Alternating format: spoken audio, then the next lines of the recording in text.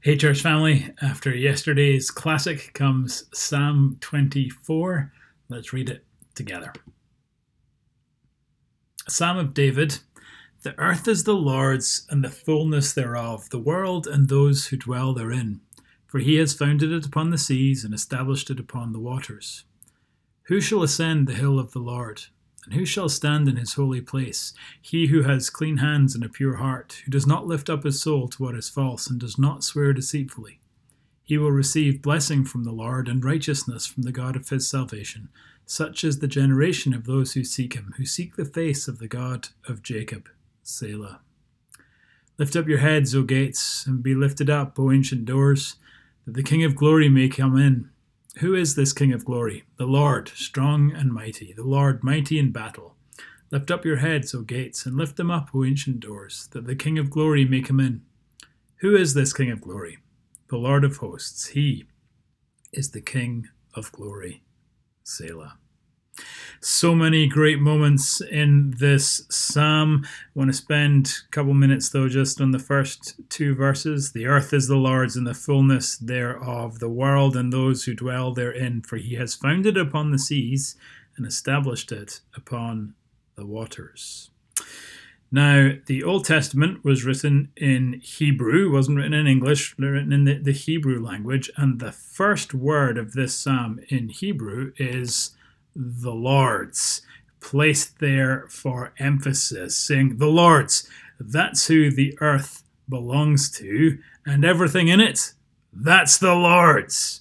A similar thing happens in verse 2, that the first word is he.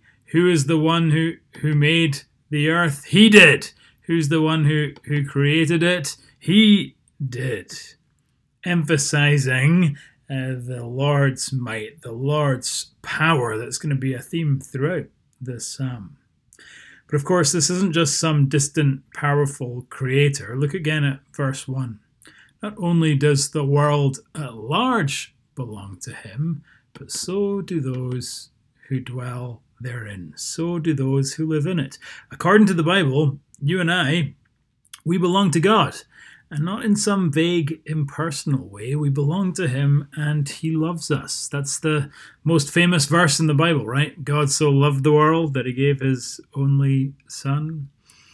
And honestly, this is encouraging to think about, especially during difficult times and difficult seasons. We remember that the whole world belongs to God and everything in it belongs to God, and that we belong to him too.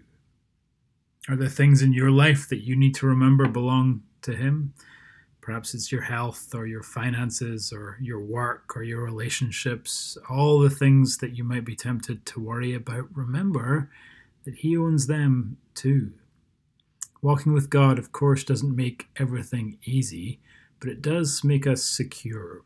We know that our world and everything in our world, and even our very selves, belong to him. And so we trust him. It doesn't make everything easy, but it does make us secure. We know that our lives are in his hands. Even our deaths are in his hands, and we trust him with those too. As we start the day, it's good to start by remembering that God's in charge of this world and of us too.